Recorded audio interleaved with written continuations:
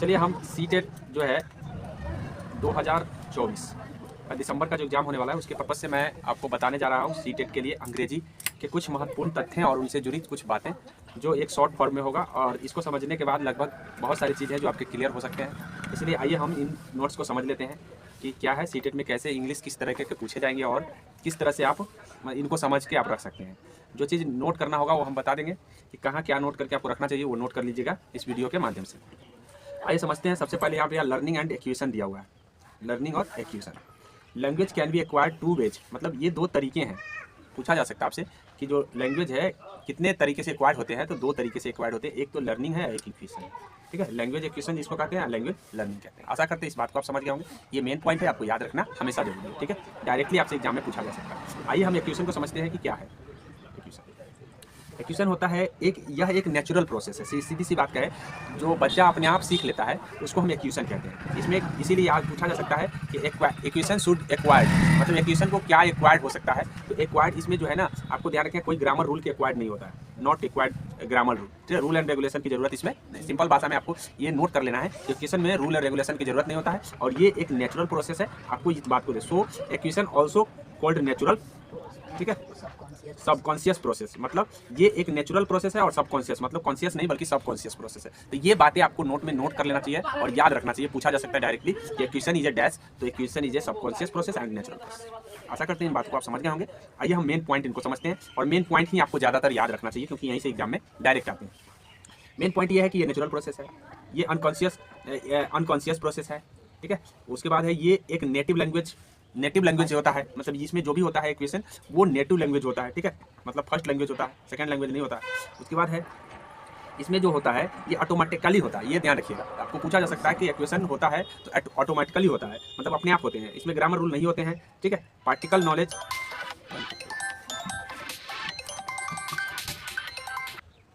चलिए, ऑटोमेटिकली होता है, ग्रामेटिकली रूल नहीं होता है। इसमें फोकस होता है पार्टिकल नॉलेज, जो हमारा खास नॉलेज होता है उस पर फोकस होता है। इनफॉर्मल सिचुएशन, ये इनफॉर्मल होता है, फॉर्मल नहीं होते हैं। और मेन रिक्वायरमेंट कम्युनिकेशन इन्वायरमेंट, मतलब इसमें कम्युनिकेशन रिक्वायरमेंट का ज़्यादा इन्वायरमेंट होता है। इस बातों को ध्यान रखें। तो आशा करते हैं इन बातों को समझें, बाहरी आउट चीज़ को ध्यान नहीं दीजिए। ठीक है, ज़्यादा चीज़ आप सुनने का प्रयास कीजिए। आइए हम लर्निंग को जानते हैं कि लर्निंग क्या होता है।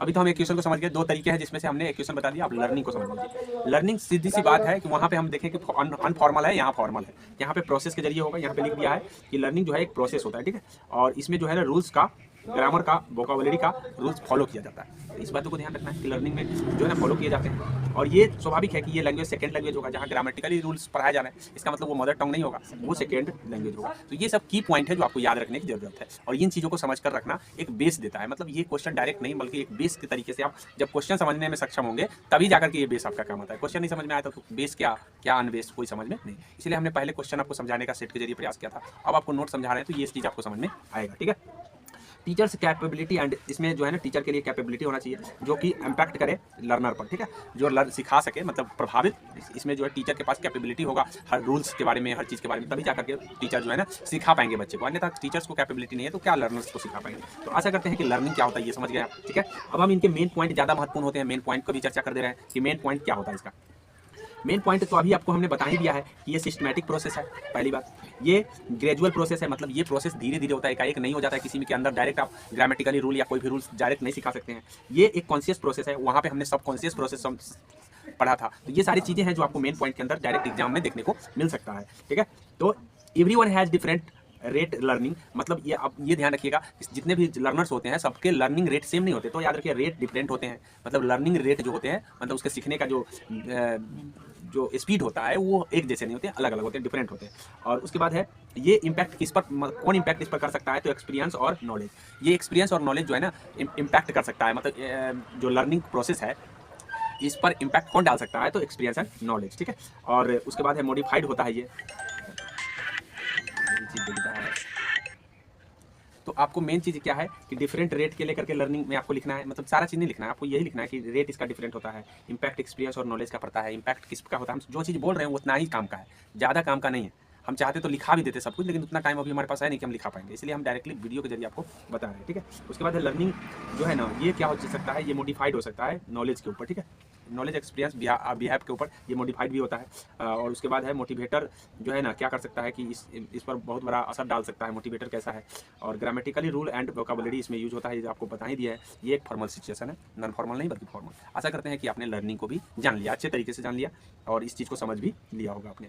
चलिए आइए हम समझते हैं टाइप ऑफ लर्निंग। इनके टाइप्स हैं, अलग अलग टाइप्स हैं। टाइप्स तो जरूर आपको ध्यान रखना है क्योंकि ये डायरेक्टली एग्जाम में पूछा जा सकता है। तो types of learning, motor learning होता है, वर्बल लर्निंग होता है, कंसेप्चुअल लर्निंग होता है। तो आपको ये ध्यान रखना है कि मोटर लर्निंग में क्या होता है, तो जो बॉडी से मूवमेंट होता है, बॉडी के जरिए होता है, जैसे चलना, गाड़ी चलाना, जो बॉडी से होता है, बॉडी पार्ट जिसमें होते हैं वो आपका मोटर लर्निंग होगा। और जो आपका वर्बल होगा, अर्थात जो हम बोल उल के करते हैं वो हम करते हैं जिसमें कम्युनिकेशन होता है, वो आपका वर्बल होगा। जैसे बोलना हो गया, गाना हो गया, पिक्चर दिखाना हो गया, तो ये सब वर्बल हो गया, ठीक है। उसे कंसेप्चुअल जो होगा उसमें होता है मेंटली दिमाग वाला होता है, जिसमें सोचना हो गया, रीजनिंग करना हो गया, इंटेलिजेंस बुद्धि हो गया। तो ये सारी चीज़ें हैं जो आपका कंसेप्चुअल लर्निंग होता है। तो कंसेप्चुअल लर्निंग प्रोसेस जो है 3 तरीके के मेनली होते हैं। अब इन 3 तरीकों में कौन कौन से तरीका आपको पूछा जा सकता है, डायरेक्टली बोला कि which of the them conceptual learning. तो आपको ये सारी चीज़, ये मेन एग्जाम्पल्स याद रखने जरूरी होते हैं, ठीक है, जो आप याद रखेंगे ही रखेंगे हर हाल में, क्योंकि यदि आपको एग्जाम में अच्छा करना है तो 100% अगर पूरा पढ़ के जाएंगे तो यहीं से आएगा एग्जाम में।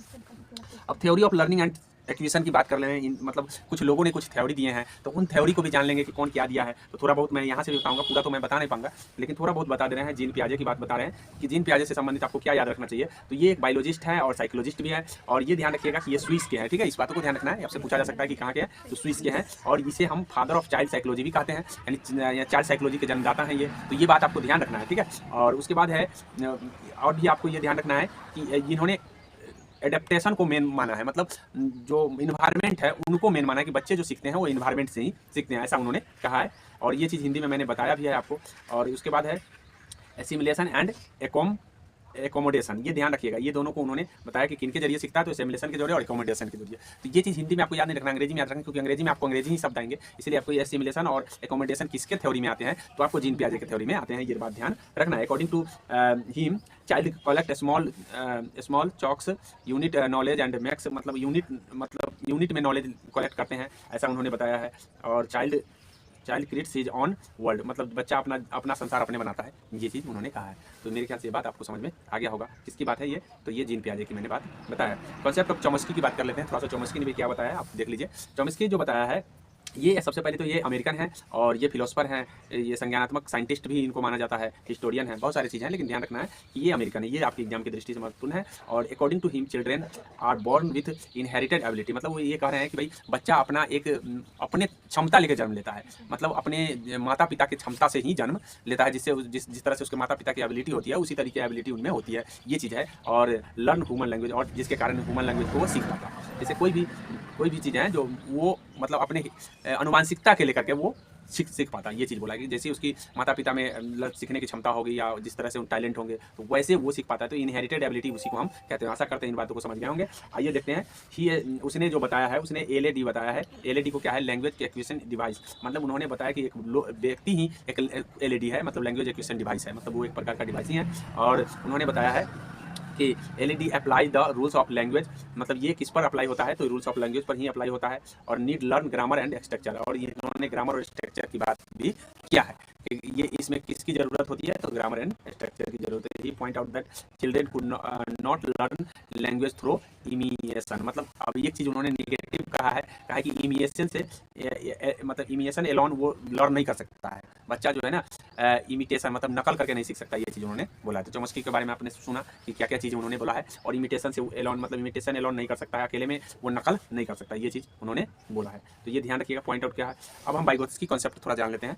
बाइगोत्स्की कॉन्सेप्ट आपको पता ही है, लेकिन थोड़ा आपको अंग्रेजी में भी बता दिया जाना चाहिए था। He known as function of cognitive theory, इन्होंने संज्ञानात्मक थ्योरी दिया है, ठीक है। और later become famous with the social development, लेकिन ज़्यादातर इन्होंने सोशल डेवलपमेंट के लेकर के फेमस है, ठीक है। तो सोशल जहाँ सामाजिक सांस्कृतिक आ जाता है, तो मैंने बता दिया कि कौन आ जाएगा, तो आपका आ जाएगा बाइगोत्स्की आएगा। ये चीज़ मैंने आपको हिंदी का जो पैडागोगी बता रहे थे तो वहाँ पर भी हमने आपको बताया। MKO बोला है more knowledge other, according to whom someone has better understanding और higher ability level than the learners, मतलब जैसे उसकी एबिलिटी होगी वैसे लर्नर्स होंगे। MKO define a person who can't perfect in what करना चाहिए व्हाट, देखिए यहाँ पे MKO डिफाइन करता है क्या चीज़, परफेक्ट एवरी साइज। तो ये सारी चीज़ आपको जरूरी नहीं है, ये डेवलपमेंट आप समझ लीजिए कि प्रोमिक्सनल डेवलपमेंट इसमें ज़्यादातर आता है, आप ये ध्यान रखिएगा। अब कॉन्सेप्ट ऑफ हम स्किनर की बात कर लेते हैं थोड़ा। स्किनर क्या कहा है, he is propounded of condition and conditioning है, sorry, conditioning and operant conditioning theory. मतलब ये ध्यान रखिएगा कि उसने क्या दिया है, conditioning and operant conditioning theory की बात उन्होंने किया है। Skinner graduate that children learn language based on behaviourist, मतलब व्यवहार के आधार पर उन्होंने बताया कि भाई जैसे व्यवहार होंगे उसके आधार पर जो है लर्न मतलब उनका लर्निंग होगा। Reinforcement principle by associating word with meaning, मतलब एक दूसरे से जुड़ाव होगा, री इन्फोर्समेंट होगा, तब जाकर के चिल्ड्रेन लर्न कर पाएगा। तो स्किनर का थ्योरी आपको याद रखना है, he believe that the best way to understand behave, मतलब व्यवहार ही सबसे बड़ा तरीका है लर्न करने का, ये चीज़ उन्होंने बताया है। बोला है look at the causes of action and it's consequence, मतलब उनके परिणाम और एक्शन को ध्यान में रखा जाए, तभी जाकर के वो उसी के आधार पर जो है सीख लेगा। तो आपको स्किनर की बात भी आपको ध्यान रखना है। प्रिंसिपल ऑफ लैंग्वेज टीचिंग, अब हम लैंग्वेज टीचिंग के जो क्या सिद्धांत हैं, क्या प्रिंसिपल हैं, उनको बात हम करते हैं। प्रिंसिपल का मतलब सिद्धांत होते हैं, तो इनके जो सिद्धांत है, ये मोटिवेशन है, इमिटेशन है, ये सब आपको ध्यान रखिएगा, प्रिंसिपल सिद्धांत में आते हैं। तो आपसे डायरेक्टली यही पूछा जाता है कि which of them principle theory of learning हो सकता है। तो आपको ये याद रखना है, मोटिवेशन हो गया, इमिटेशन हो गया, इंटरेस्ट हो गया, और उसके बाद है आपको को रिलेशन हो गया, एक्यूरेसी हो गया, पर्पस हो गया। ये सब आपको प्रिंसिपल थ्योरी ऑफ लर्निंग है, टीचिंग है, इस बातों को ध्यान रखेंगे। ये डायरेक्टली इसके बारे में आपको ध्यान रखना है, ठीक है। ये आओ इसके अंदर से पूछा नहीं जाएगा, लेकिन ये ध्यान रखिएगा कि ये सब पूछे जा सकते हैं, ठीक है। मोटिवेशन का मतलब समझिए रहे हैं आप, लर्नर्स को मोटिवेट करना चाहिए। इमिटेशन का मतलब है नहीं, अब तो ठीक है। देखिए इमिटेशन क्या होता है, इमिटेशन मैंने बोला कि the child learner his mother tongue by imitation, मतलब इमिटेशन कहाँ पे होता है, जहाँ पे मदर टंग सिखा जाता है। जैसे बच्चे क्या करते हैं, जो मम्मी पापा बोलते हैं उसके एक अनुकूल बोलना पहले शुरू कर देते हैं, जैसे करते थे इमिटेट करना। तो इमिटेशन भी तो हुआ ना एक लर्निंग का पार्ट, तो मदर टंग में हम इमिटेशन का प्रयोग करते हैं। इंटरेस्ट क्या होता है, बच्चे में इंटरेस्ट होता है तो वो लैंग्वेज को सीखता है, और को रिलेशन होता है जो, और उसके बाद एक्यूरेसी क्या है, वो पर्पस उसके क्या है, पर्पस के लेकर के भी लैंग्वेज सीखे जाते हैं। जैसे किसी को अमेरिका जाना है तो उसका पर्पस अमेरिका है जाने का, तो इसलिए वो लैंग्वेज सीखते हैं, ठीक है। तो ये सारे लर्निंग के मतलब प्रिंसिपल है। लैंग्वेज पार्टनर्स एज हैबिट्स, ठीक है, मतलब लैंग्वेज जो पैटर्न्स है वो हैबिट के रूप में है। ये चीज़ बोला गया है कि लैंग्वेज जो है ना हैबिट का ओरल अप्रोच होता है, लैंग्वेज में जो होता है एक ओरल अप्रोच होता है, और प्रैक्टिस एंड ड्रिल होते हैं। तो सबसे पहले हम आपको बता दे रहे हैं हैबिट्स में क्या होते हैं। Language learning is a habit formation process, ये एक फॉर्मेशन प्रोसेस है, इस बातों को ध्यान रखिएगा। ये एक फॉर्मेशन प्रोसेस है जिसमें हैबिट होते हैं। It is a processing during which various language habits are format, जब बहुत सारे लैंग्वेज को फॉर्मेट किए जाते हैं तो उस समय ये प्रोसेस होता है। Therefore listening, speaking, reading and writing habits are to be format consciously and unconsciously, मतलब ये सब चीज़ बोलने का, पढ़ने का, लिखने का ये दोनों तरीके से हो सकते हैं, इस बातों को ध्यान रखिएगा। ओरल अप्रोच में देख लीजिए, ओरल अप्रोच में ज़्यादातर क्या होते हैं कि child learner to speak mother tongue, या ओरल स्पीच में कहा है मदर टंग बिफोर, मतलब लिखने पढ़ने से पहले क्या करते हैं हम, मदर टंग को सीखते हैं। तो ये सब ओरल अप्रोच में आते हैं। प्रिंसिपल शुड बी एडॉप्टेड, और यहाँ पे मेन चीज़ होता है कि कैसा एडेप्टेशन उसके ऊपर डिपेंड करेगा। टीचिंग सेकेंड, आगे जो इसका मतलब जो आगे का जो सीख होगा वो सब सेकेंड फॉरिन लैंग्वेज में होगा। प्रैक्टिस एंड ड्रिल को समझ लेते हैं। Language learning is a habit forming process, मतलब लैंग्वेज लर्निंग क्या है, हैबिट फॉर्मिंग प्रोसेस है। For this purpose sufficient practice and drill is needed, और इसमें क्या है कि ड्रिल और प्रैक्टिस जरूरी होता है। आइए natural order of learning, natural order of learning में क्या होता है कि लिसनिंग, स्पीकिंग, रीडिंग, राइटिंग, ये ऑर्डर है, आपको ध्यान करना है। एग्जाम में डायरेक्टली ये पूछा जाता है कि क्या ऑर्डर है, नेचुरल ऑर्डर क्या लिसनिंग है, तब स्पीकिंग है, तब रीडिंग है, तब राइटिंग, ये ऑर्डर याद रख लीजिएगा। उसके बाद है multi skill approach. Multi skill approach में समझ लीजिए, all the 4 language skill are to be given their due importance when learning और teaching them, no skill should be over emphasised और निगलेक्टेड। लग रहा है पानी पीना। चलिए यहाँ देखिए क्या है, मल्टी स्किल अप्रोच समझ गए। मल्टी अप्रोच में क्या होता है कि बहुत सारी चीज़ों को मतलब एक साथ एम्फेसाइज किए जाते हैं, करने चाहिए, ये चीज़ बोला है। और selection and gradation, selection and gradation ये सब उतना जरूरी नहीं है, आपको सिचुएशनल अप्रोच होता है। अब टाइप ऑफ लिसनिंग लर्निंग समझ गए आप, ठीक है। आशा करते हैं लर्निंग आपने लगभग जान लिया है। अब हम टाइप ऑफ लिसनिंग की बात करें।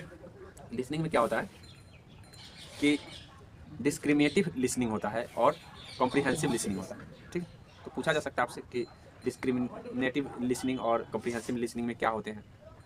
तो ये first developed a very very early age, मतलब ये शुरुआती एज में जो है डेवलप होता है। Most basis from listening, it does not involve the understanding, इसमें अंडरस्टैंडिंग को नहीं किया जाता, मतलब सिर्फ सुनने पर ध्यान होता है। बच्चे जब पढ़ने आते हैं तो सिर्फ उनको सुनते हैं, उनको अंडरस्टैंड नहीं होता है कोई बात। जैसे शुरुआती में आप भी आए होंगे तो पहले सुने होंगे, ठीक है, इसलिए ध्यान रखिएगा। और इसमें वर्ड समझ बोला है कि understanding of the meaning words and phrase but merely the different sound that are produced, इसमें पहचानने का काम किया जाता है। जो भी साउंड प्रोड्यूस्ड होता है, जैसे जो हम बोल रहे हैं वो आप सुन रहे हैं, समझने का काम इसमें नहीं होता है। किसमें?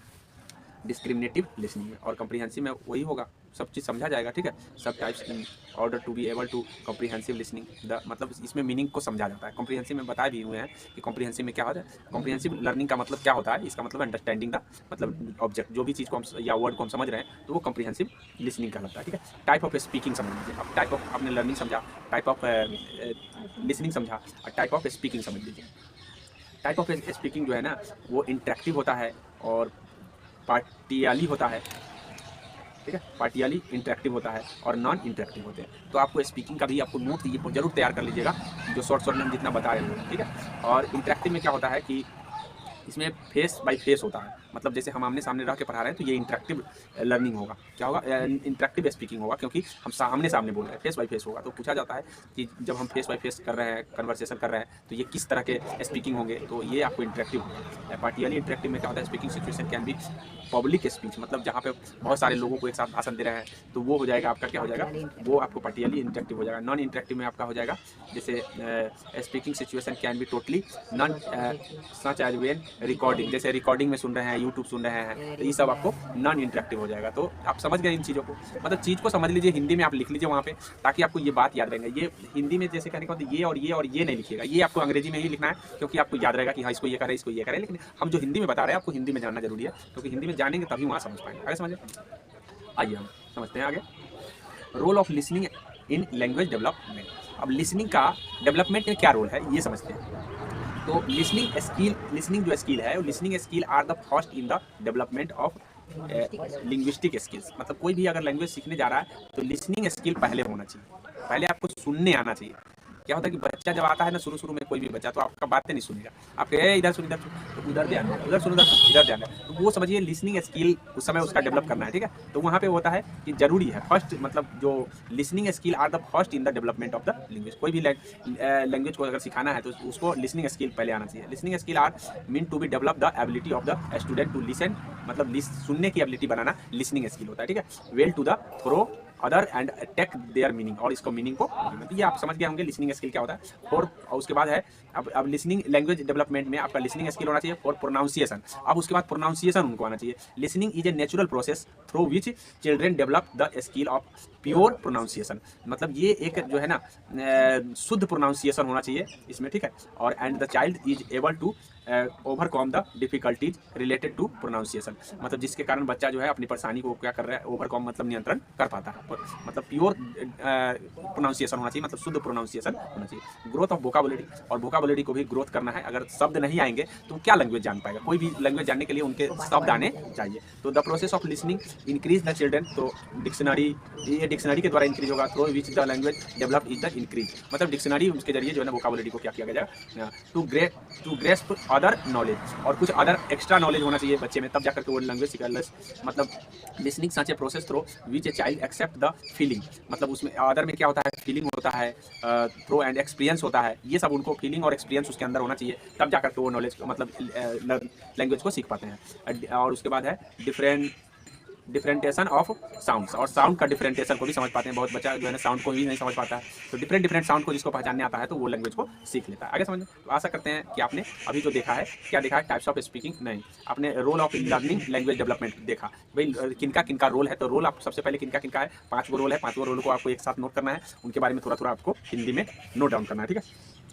आइए हम role of speaking in language development की बात कर रहे हैं। अब स्पीकिंग की बात कर रहे हैं, वहाँ पे क्या था, यहाँ पे था आपको लिसनिंग की, अब हम स्पीकिंग में कौन रोल कर सकता है, तो स्पीकिंग स्किल होगा, जहाँ उस वहाँ लर्निंग स्किल था, यहाँ speaking skill. Speech skill, linguistic skill refer to be student experiencing their speech और आइडियाज टू अदर्स। मतलब किस तरह से वो किसी को बोल पाता है और किस तरह के विचार को रख पाता है, इसके ऊपर डिपेंड करेगा। हेल्प्स इन अवॉइडिंग हेजिटेशन, और हेजिटेशन अगर दूर, बहुत बच्चा में हेजिटेशन होता है, हेजिटेशन जब तक अवॉइड नहीं करेगा तब तक वो मतलब नहीं सीख पाएगा। तो help in avoiding hesitation, hesitation को अवॉइड करने में स्पीकिंग जो है ना हमारा मदद करता है। अगर बोलने की आपको आदत है तो आपका हेजिटेशन खत्म हो जाएगा, ठीक है। बोलने की आदत नहीं है तो हेजिटेशन रहेगा, बोलने की आदत रहेगा तो आपका हेजिटेशन क्या हो जाएगा, खत्म, अवॉइड कर, उस समय अवॉइड हो जाएगा, ठीक है। और making fluent is speaking skill, अगर आप फ्लुएंट बोल पाते हैं तो भी आपको ये स्किल अगर आपके पास है फ्लुएंट बोलने का, तो आप किसी भी चीज़ को जल्दी से स्पीक कर पाइएगा, मतलब कोई चीज़ पर बोल पाइएगा। मतलब आदत है अगर आपको बोलने का, तो ये इसी को फ्लुएंट स्पीकिंग स्किल आपके अंदर है, तो आप क्लियरली आप बोल पाएंगे। तो आशा करते हैं इस बात को। How children use it as a tool, मतलब अब बच्चे किस तरह से इन टूलों का यूज करेंगे। तो children use a form of language to communicate their thoughts, needs, desire and express their feeling. मतलब ये उनके विचारों पर, उनके इच्छा पर और उनके फीलिंग पर डिपेंड करेगा। उनके विचार, इच्छा और फीलिंग, मतलब अंदरूनी फीलिंग पर डिपेंड करेगा। दे maintain their relation with the society, share their culture by interactive with the help of the their language. मतलब उनका सोसाइटी कैसा है इस पर डिपेंड करेगा। मतलब उनका जो टूल्स हैं कौन कौन है, तो सोसाइटी हो गया, टूल्स हो गया, उसके बाद उनका थॉट्स हो गया, उनका टूल्स हो गया, ठीक है। थॉट्स और डिजायर एक्सप्रेस, ये सब उनका टूल्स हो गया। और children apply the words sentence previously listening, और उस पीछे की चीज़ों को किस तरह से वो सुनता है, थिंकिंग एबिलिटी कैसी है, ये सब उनके टूल है। ये ध्यान रखिएगा कि ये सब टूल में आते हैं। मतलब टूल का मतलब है कि ये सब चीज़ उनको प्रयोग करना पड़ता है। Role of grammar in learning language. अब role of grammar in language, learning language में जान लीजिए। Importance of grammar in writing currently is undebatable है। मतलब बोला है कि ग्रामर का जो है करेक्टली यूज किया जाना चाहिए, ये चीज़ बोला गया है। Language is a complex system, जैसा कि भाषा एक जटिल पद्धति है, और it has logic in the form of grammar, और ये एक ग्रामर के लॉजिक पर आधारित है। और writing is a speaking correctly, writing और स्पीकिंग जो है हमें क्या करना चाहिए, सही करना चाहिए। गिव्स एनी वन द, मतलब जिसमें हमको ग्रामर मदद करता है। कौन है, राइटिंग को और स्पीकिंग को सही एकदम करेक्ट करने के लिए हमको ग्रामर क्या करता है, मदद करता है। Grammar help learning correct pronunciation में मदद करता है ग्रामर। तो कहाँ कहाँ मदद करते हैं, ये सारी चीज़ें हैं जो दिए गए हैं, आपको कुछ बातें ध्यान रखना है कि ग्रामर हेल्प एक्वायरिंग फ्लुएंसी, मतलब हमको फ्लुएंसी देता है ग्रामर, पर्टिकुलरली लैंग्वेज, और पर्टिकुलर लैंग्वेज पर फ्लुएंसी देता है। The person will also learn how to और ऑर्गेनाइज एक्सप्रेस द आइडियाज, अपने विचारों को कैसे वो कर सकता है, ये ग्रामर ही हमें मदद करेगा। माइंड विथआउट डिफिकल्टी, बिना कोई परेशानी का अगर हम चाहे तो हमारा ग्रामर हमें मदद कर सकता है। तो ये सारी चीज़ें हैं जो आपको ध्यान रखना है। मेथड ऑफ टीचिंग ग्रामर, अब टीचिंग ग्रामर का मेथड क्या होता है, ग्रामर तो रोल करता है, तो अब इसका मेथड क्या होना चाहिए, तो इसके इंडक्टिव मेथड है और डिडक्टिव मेथड है। तो ये दोनों मेथड इंडक्टिव और डिडक्टिव से पूछे गए हैं एग्जाम में, इस बातों को ध्यान रखिएगा कि मेथड ऑफ टीचिंग ग्रामर के जो मेथड है वो कौन कौन है, तो इंडक्टिव है और डिडक्टिव है। इंडक्टिव में क्या होता है, in this method rules are derived by studying, मतलब इसमें रूल को क्या किया जाता है, विभिन्न भागों में बांट दिया जाता है। एक्सप्रेस एग्जांपल एक्सपेरिमेंट डायरेक्टली, इसमें डायरेक्टली एक्सपेरिमेंट होता है।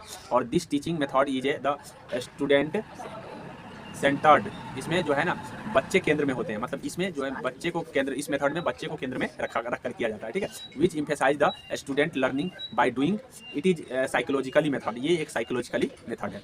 और इन द मेथड, इस मेथड में क्या होगा, एग्जाम्पल और rule to, from example to rule होगा, फ्रॉम मतलब उदाहरण से रूल की ओर जाएंगे, और मैक्रो से